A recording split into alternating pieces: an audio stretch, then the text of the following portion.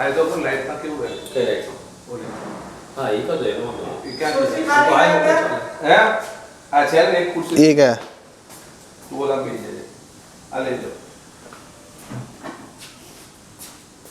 Okay વક્રતુંડ મહાકાય સૂર્યકોટિ સમપ્રભા નિર્વિઘ્नं કુરુ મે દેવ સર્વકાર્યેષુ સર્વદા ગુરુ બ્રહ્મા ગુરુ વિષ્ણુ ગુરુદેવો મહેશ્વર ગુરુ સાક્ષાત પરબ્રહ્મ તસ્મૈ શ્રી ગુરવે નમઃ અખંડમંડલાકારં વ્યાપ્तं येन ચરાચરં તત્પદં દર્શિતામેન તસ્મૈ શ્રી ગુરવે નમઃ.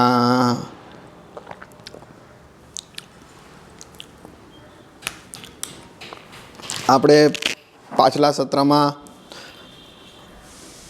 ગ્રંથ સાક્ષ્ય અને પ્રમાણના સંદર્ભમાં ચર્ચા કરી, જેની અંતર્ગત આપણે જોયું કે કોઈ પણ તથ્યને સમજવા માટે આપણે જે આધાર જોઈએ છે એ આધાર જે છે એ કેવો હોવો જોઈએ. કોઈએ કંઈ લખી નાખ્યું એનો મતલબ એ નથી કે એ બ્રહ્મ વાક્ય થઈ ગયું કે સનાતન સત્ય થઈ ગયું.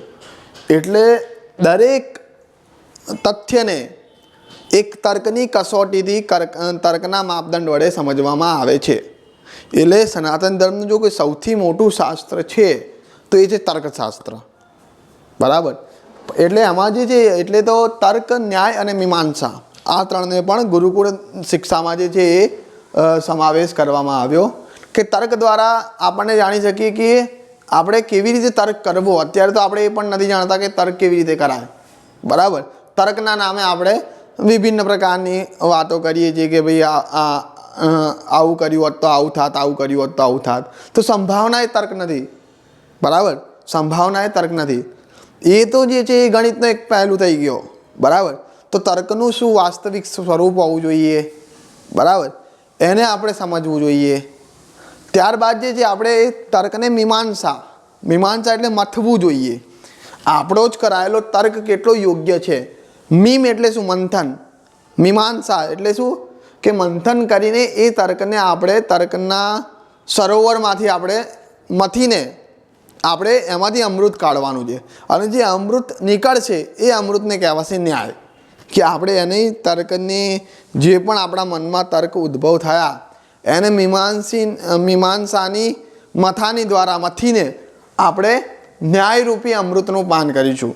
ન્યાય એટલે શું કે જે નિર્ણય છે, યોગ્ય નિર્ણય, એને આપણે ન્યાય કહીશું. બરાબર. તો આ ત્રણેય દ્વારા આ ત્રણેય સ્તર પર ચકાસ્યા બાદ આપણે કોઈ પણ નિર્ણય ઉપર ન્યાય ઉપર પહોંચવાનું છે. તો અહીંયા આપણે જ્યોતિષશાસ્ત્રમાં જોયું કે સૌથી મોટું જે પ્રકૃતિ રૂપી ધર્મગ્રંથ છે, જેને અથર્વવેદના દસમ કાંડમમાં પણ કીધું કે અંતિ સંતમ ન જહ્યાતિ અંતિ સંતમ ન પશ્યતિ દેવસ્ય પશ્ય કાવ્યમ નમમાર ન જીર્યતે.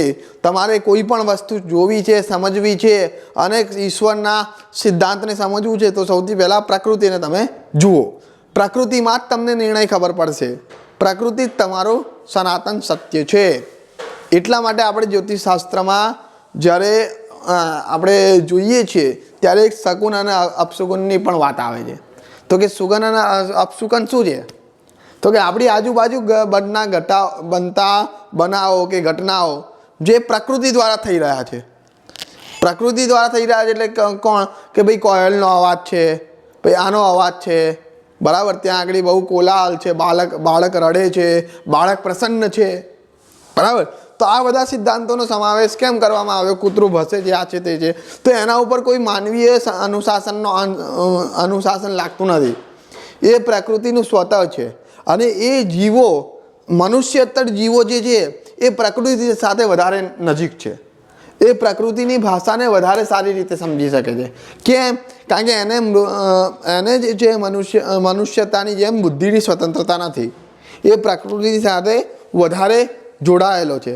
આજે પ્રકૃતિથી સૌથી વિકૃત થયેલો અને વિપરીત થયેલો કોઈ જો તત્વ હોય તો એ મનુષ્ય છે. બરાબર? એ પ્રકૃતિથી એટલો જ અલગ થઈ જાય છે. અને બાકીના જે ઇતર જીવો છે એ દરેક પ્રકૃતિની સૌથી વધારે નજીક છે. એટલે દરેકને જે છે એ ઋષિની સંજ્ઞા, સાધકની સંજ્ઞા આપવામાં આવેલી છે.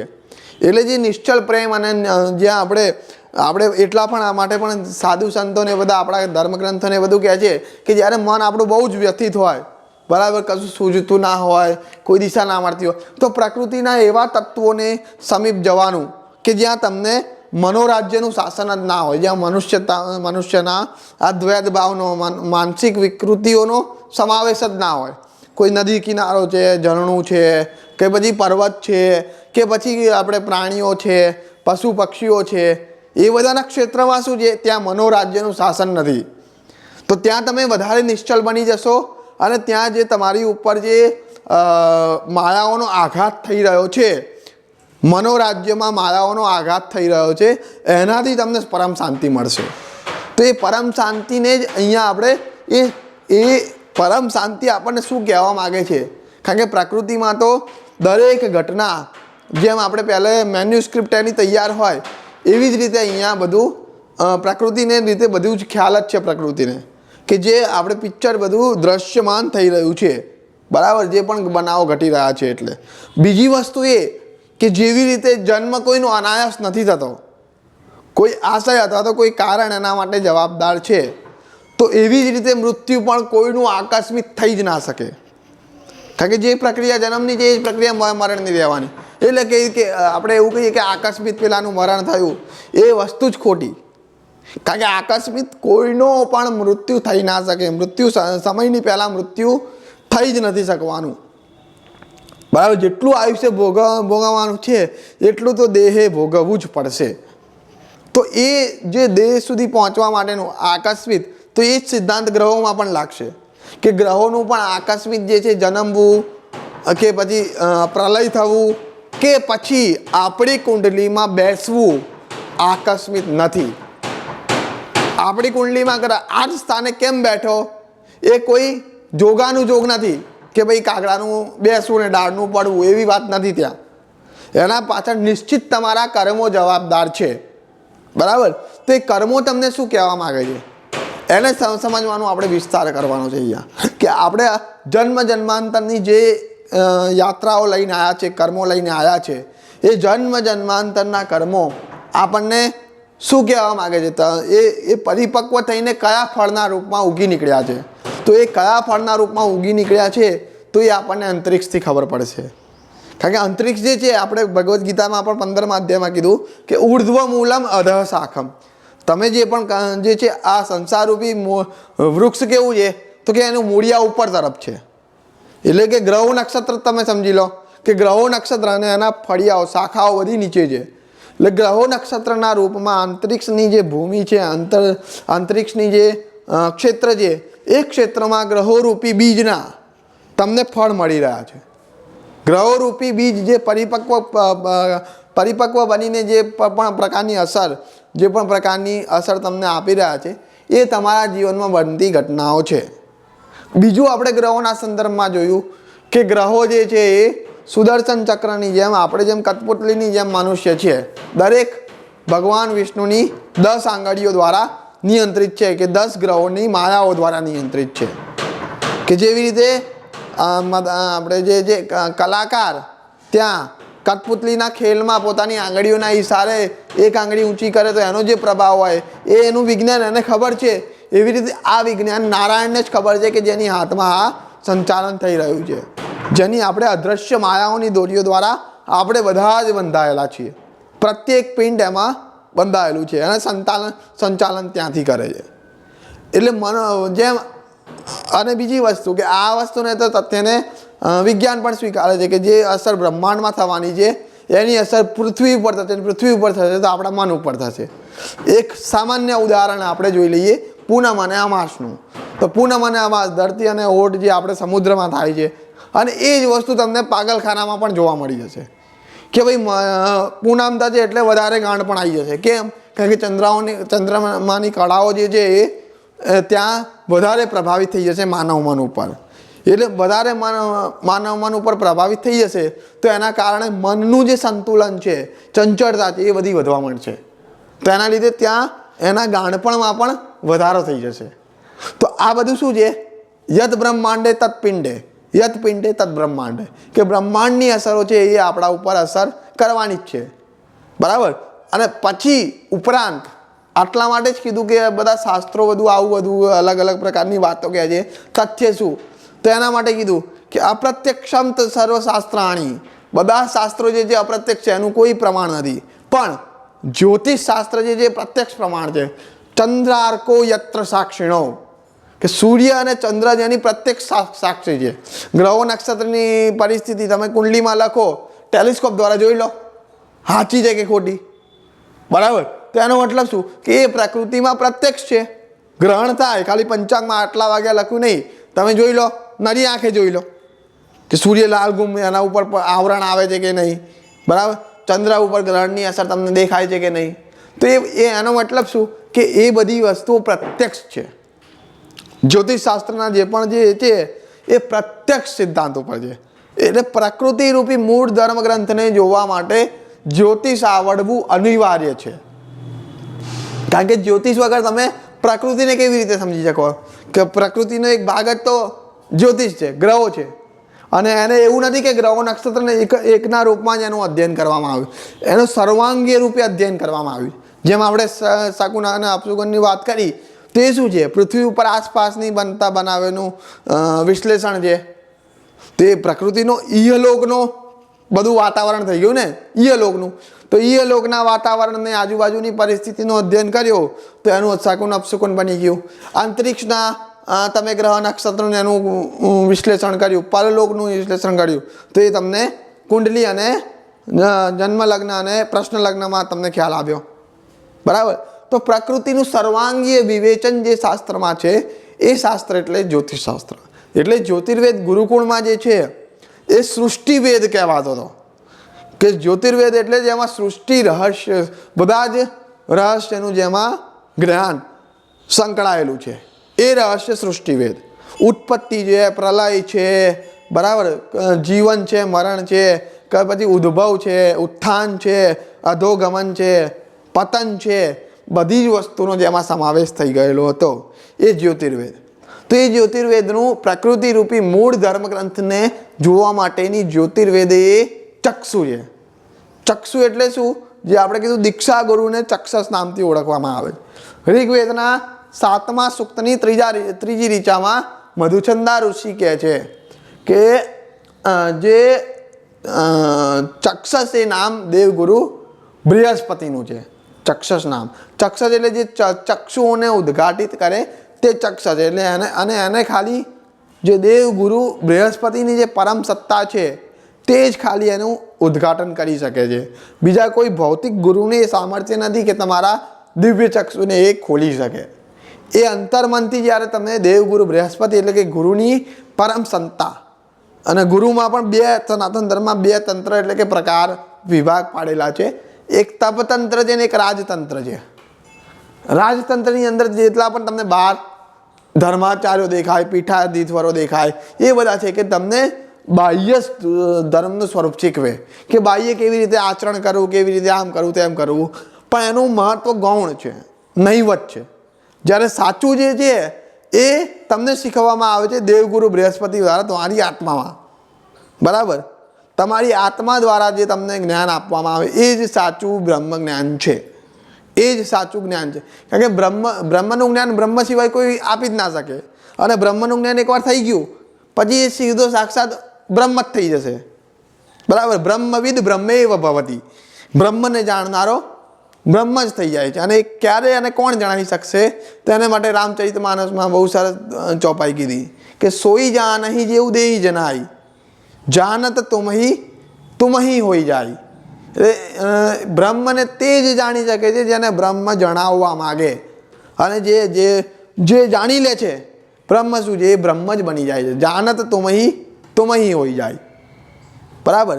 તો એવી રીતે આપણે પણ આ પ્રકૃતિ રૂપી મૂળ ધર્મ ગ્રંથને સમજવા માટે જ્યોતિષનું અધ્યયન કરી રહ્યા છે. હવે જ્યોતિષના અધ્યયનની વાત આવે તો એને મુખ્ય રૂપે આપણે 3 પ્રકારમાં વિભાજિત કરવામાં આવે છે.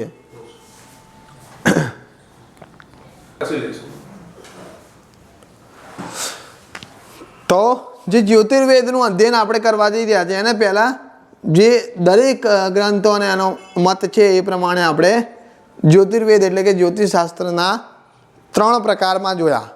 પહેલા રૂપે એને 2 પ્રકારમાં વિભાજિત કરવામાં આવ્યું છે. એ 2 પ્રકાર કયા છે? તો કે 2 પ્રકાર છે, એક ગણિત અને બીજો ફલિત, બરાબર. આ સામાન્ય રીતે, પણ એ ફલિતને પાછા 2 પ્રકારમાં વિભાજિત કરવામાં આવ્યા. ગણિતનો જ્યારે વિસ્તાર કરવામાં આવ્યો ત્યારે એનું નામ પડ્યું સિદ્ધાંત સ્કંદ.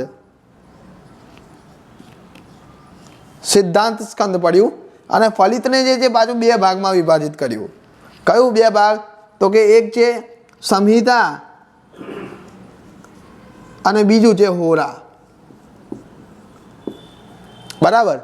હવે સંહિતા અને હોરા, સંહિતા એટલે શું છે? સંહિતા એટલે સામાન્ય રીતે સંકલન, કે સૃષ્ટિની સમષ્ટિ જે કહેવાય કે સૃષ્ટિનું સમષ્ટિકરણનું જ્યાં રહસ્ય ખબર પડે કે એવી વસ્તુ જે સામૂહિક ઘટવાની હોય, સમ્યક હિત, જેમાં સામૂહિક હિત અને અહિત સમાયેલું હોય, જેમ કે ભૂકંપ છે, ધરતીકંપ છે, વાવાઝોડું છે, જ્વાળામુખી છે, આ બધુંનું પ્રગટન ક્યારે કઈ અવસ્થામાં થાય, અતિવૃષ્ટિ ક્યારે થાય, અનાવૃષ્ટિ ક્યારે થાય, આ બધી કેવી ઘટનાઓ છે? પ્રાકૃતિક અને સામૂહિક ઘટનાઓ છે.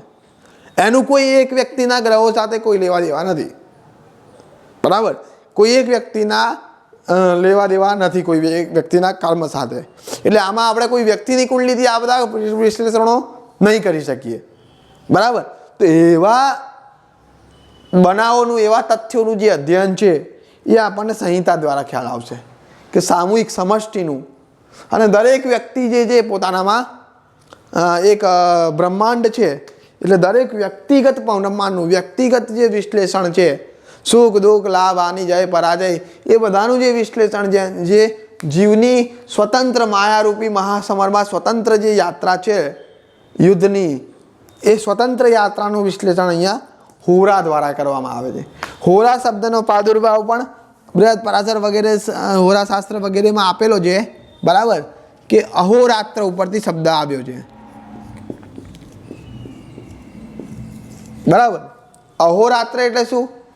અહન અને રાત્ર, આ 2 શબ્દનું જોડાણ થાય ત્યારે અહોરાત્ર શબ્દ બને છે. અહન એટલે દિવસ અને રાત્ર એટલે રાત્રિ. દિવસ અને રાત્રિનું જે જોડકું છે, જે આપણે 60 ઘડી અથવા તો 24 કલાકનો જે સમય છે, એનું નામ અહોરાત્ર છે, બરાબર. તો અહોરાત્રમાંથી અ અને ત્રને છૂટા પાડવામાં આવ્યા, જેથી હોરા શબ્દ બન્યો, પહેલો અને છેલ્લો અક્ષર. આવું ઘણી બધી ક્રિયાઓમાં થાય છે, જેમ કે આપણે જે છે એ હંસ શબ્દ છે, બરાબર.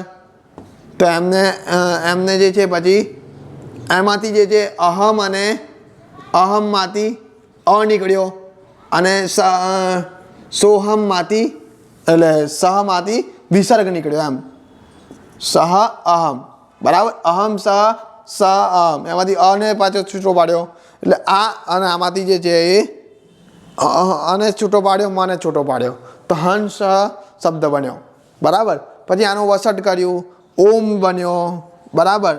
તો આ બધા એકબીજાના પર્યાયવાચી અને આગળ પાછળ ઉલટા સુલટી આ બધી પ્રક્રિયાઓ વેદાંતમાં આવે છે. કે તમે માની લો ઓમ ઓમ ઓમ ઓમ કરો છો તો પછી એનું જાપ જે છે પછી હમ શ સોહમ સોહમ સોહમ સોહમ, તો એ પછી સોહમ સુધી પહોંચી જશે. હંસનું સોહમ, સોહમમાંથી ઓમ. તો આ બધી પ્રક્રિયાઓ છે એ આવી રીતે પ્લસ માઇનસ કરીને એક વૈદાંતિક એનો સિદ્ધાંત જ છે. એ જ પ્રમાણે અહીંયા પણ અહોરાત્રમાંથી અ અને ત્રને છૂટા પાડીને હોરા શબ્દ બન્યો. જેવી રીતે આપણે રાશિચક્રમાં રાહુસિકી ચક્ર કર્યું, એમાં શું કર્યું? એમાં આપણે ખી અને હુને છૂટો પાડ્યો તો રાશિચક્ર પડ્યું નામ. તો એવી રીતે અહીંયા આપણે અહોરાત્રમાંથી હોરા શબ્દને લીધો. હવે અહોરાત્ર શબ્દનો તો આપણે જોયો કે 60 ઘડી અથવા તો 24 કલાકનો જે આખો ગાળો છે દિવસ અને રાત્રિનો, એને હોરા શબ્દના નામથી સંબોધિત કર્યું. તો અહીંયા આપણે અર્થ શું કરવાનો છે હોરાનો? તો કે દિવસ અને રાત્રિની જેમ સુખ દુઃખ, લાભ હાનિ, જય પરાજય, માન અપમાન એ બધાનું જાતકના જીવનમાં જે પ્રતિપાદન કરે એ શાસ્ત્રનું નામ એટલે હોરા. દિવસ એટલે કે માન, રાત્રિ એટલે કે અપમાન, દિવસ એટલે સુખ, રાત્રિ એટલે દુઃખ. તો આવી રીતે દિવસ, રાત્રિ, સુખ, દુઃખ, માન, અપમાન, દિવસ એટલે જય, રાત્રિ એટલે પરાજય. તો માન, અપમાન, જય, પરાજય આ બધાનું જે અધ્યયન કરીને આપણા જીવનમાં દર્શાવે તે હોરાશાસ્ત્ર વ્યક્તિગત. બરાબર.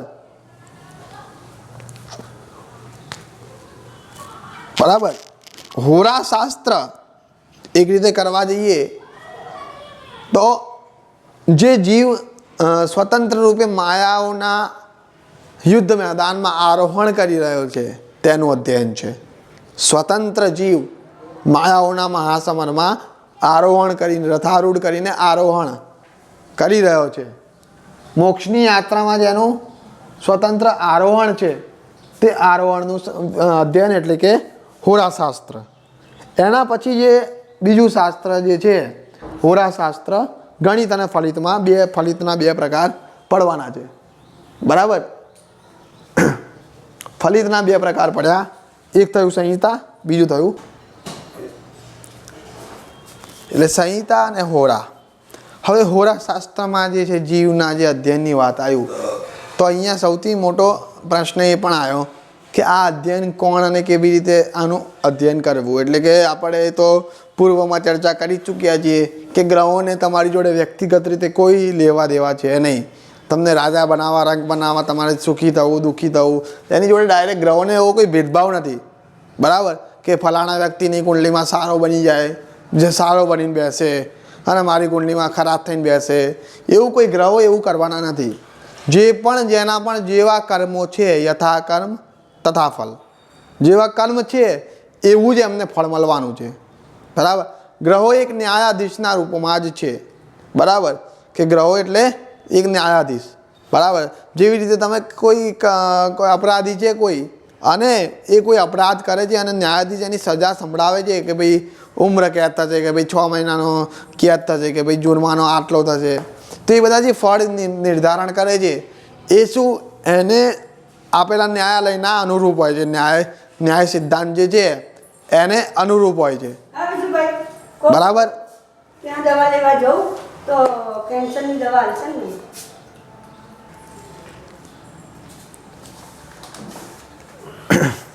તો જે રીતે ગ્રહ જે છે એ તમારા ન્યાયાધીશ જે રીતે એના ન્યાયતંત્રને અનુરૂપ એના જે ન્યાય હોય, હવે એમાં ન્યાય દરેકનો અલગ અલગ છે. બરાબર. ધારો કે જે કામની જે સજા, કર્મની સજા ભારતમાં થતી હોય, જરૂરી થયું તો એ જ કર્મની સજા અમેરિકામાં એ જ થશે. બરાબર. નહીં હોય જરૂરી. અમેરિકામાં એનું કાયદા કાનૂન જે છે અલગ કહેતું હશે. બરાબર. તો એ રીતની જે ન્યાય પ્રણાલી છે, દરેકે પોતપોતાના ન્યાય પ્રણાલીના સિદ્ધાંતો ન્યાય પોતે જાતે લખેલું છે.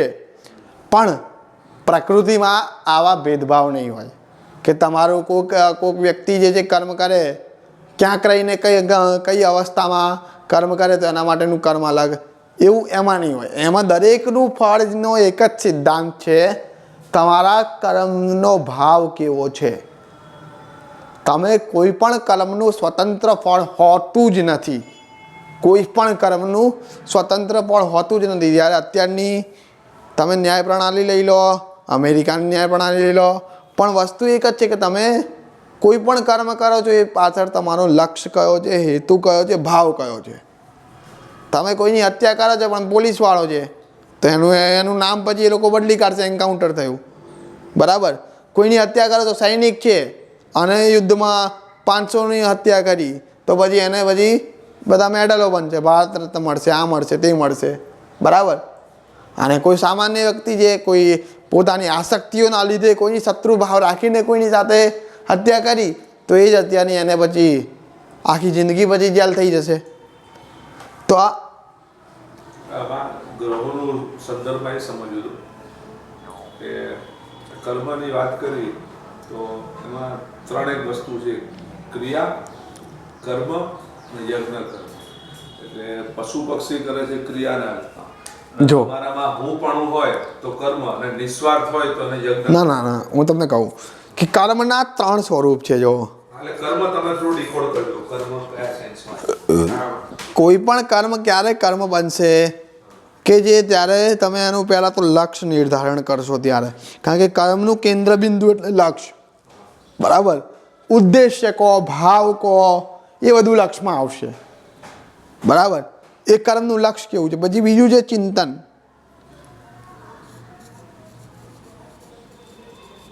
અને ત્રીજું છે એનું ક્રિયા, એનું અમલીકરણ, બરાબર. ધારો કે મેં કોઈ પણ વસ્તુ કરી તો કર્મ ક્યારે સાકાર બનશે? ક્રિયા થશે એટલે એનું કર્મનું સાકાર સ્વરૂપ આપણી સામે આવી જશે. તો એની પાછળનું મારો લક્ષ્ય છે, બરાબર. ધારો કે આપણે જ્ઞાનની વહેંચણી કરવી છે, એવું આપણે લક્ષ્ય લઈને આપણે ચાલ્યા. તો એ શું થયું? જ્ઞાનની વહેંચણી એ લક્ષ્ય થયું, એ એનું બીજ રોપાઈ ગયું. આને બીજના રૂપમાં પણ કહેવાય કે કર્મનું બીજ એટલે લક્ષ્ય, બરાબર. હવે એ જ્ઞાનની વહેંચણી હવે ક્યારે કેવી રીતે કરીશું, કોણ વિદ્યાર્થીઓ હશે, કોણ ભણશે, ક્યાંથી કઈ જગ્યા કઈ હશે, એ બધાનું જે પણ ચિંતન આવે એ બધું ચિંતનમાં આવે. અને જ્યારે એને આપણે પાર કરીએ અને જ્યારે કર્મ સાકાર બને, આપણે બધા ઉપસ્થિત થઈએ, જ્ઞાનની ગોષ્ઠી કરીએ, ચર્ચા કરીએ, વાર્તાલાપ કરીએ અને આદાન પ્રદાન જ્ઞાનનું કરીએ, તો ત્યારે જે છે જ્ઞાનના પ્રદાનરૂપી કર્મનું સાકાર સ્વરૂપ અસ્તિત્વમાં આવ્યું, બરાબર. એટલે કોઈ પણ કર્મ ઘટિત થાય છે આજુબાજુ તો ખાલી કર્મને જોઈને એનું નિર્ધારણ નથી કરવાનું, ક્રિયાને જોઈને એનું નિર્ધારણ નથી કરવાનું. એની પાછળ એનો લક્ષ્ય કેવો છે, એની પાછળ એનું ચિંતન કેવું છે, એ પણ બહુ મહત્ત્વનું છે, બરાબર.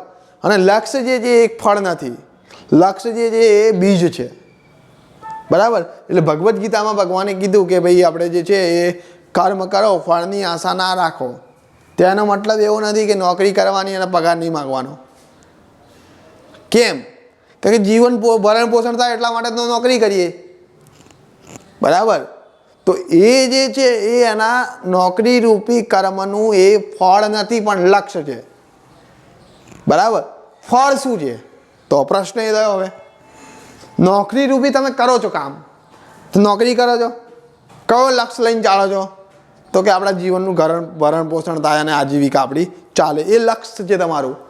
કોઈ એવું કે તમે પછી શેઠ જ એવું કે તમે ગીતા વાંચો છો ને આના પગાર માગો છો, બરાબર. તો તારે કર્મ કરતો જા, બરાબર.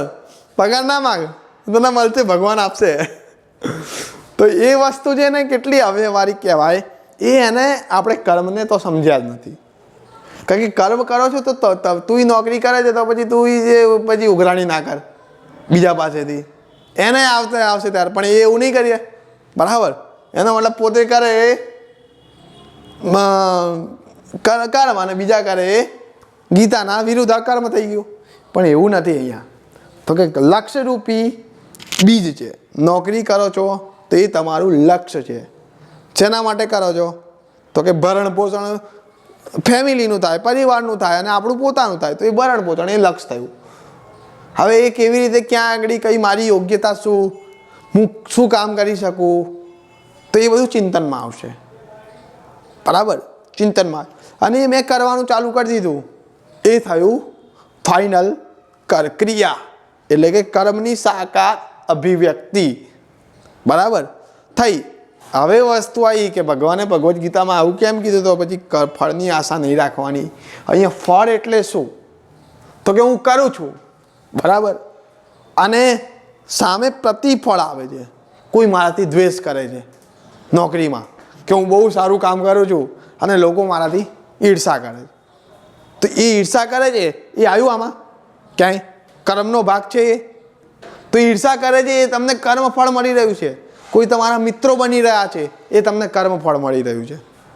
કારણ કે તમે નોકરી કરશો તો કોઈની સાથે સારા સંબંધ બનશે, કોઈની સાથે ખરાબ સંબંધ બનશે, પણ એ તમારું લક્ષ્ય છે.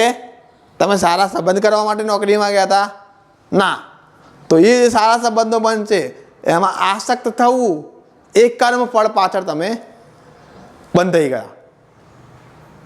બરાબર, એ તમારું લક્ષ્ય નથી ચિંતન કે નથી ક્રિયા, તોય પછી તમે એમાં ભરાઈ ગયા. તમારી માટે હવે પૈસા કમાવાનું એક રીતે જે સાઈડમાં થઈ ગયું. પેલો તો યાર નોકરીમાં આવું કરે છે, આવું કરે છે, તો એ બધી જે વિદ્વેષની ભાવના છે, આણે આવું કર્યું, આ મારા ઉપર આવી થઈ ગયો, બરાબર, એ બધું જ કર્મ ફળ છે. કારણ કે તમે આવી રીતે કોઈની ચુગલી કરવા માટે, કોઈનું દ્વેષ કરવા માટે, એના માટે થોડા તમે નોકરી જાઓ છો, બરાબર. તો એ તમારું લક્ષ્ય નથી ચિંતનનો ભાગ કે નથી ક્રિયાનો ભાગ. તો એ તમને પ્રતિફળ સામેથી મળી રહ્યું છે. તો એ જે પ્રતિફળ મળી રહ્યું છે એનું નામ કર્મ ફળ છે. છોડવાનું લક્ષ્ય નથી. કારણ કે તો પછી કોઈ ભગવાનની પૂજા જ શું કરવા કરે? ભગવાનની પૂજામાં આપણે મોક્ષ પ્રાપ્તિનું લક્ષ્ય હોય, બરાબર.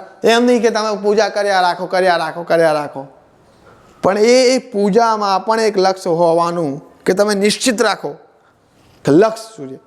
કારણ કે લક્ષ્ય વગર તમે એ લક્ષ્ય કેન્દ્ર બિંદુ વગર તમે, જેમ આ તો એવી જ વસ્તુ થઈ કે તમે ઘોડાગાડી ચલાવો, ઘોડાવાળા રથમાં બેસો, પણ ઘોડાને લગામ જ ના આપો.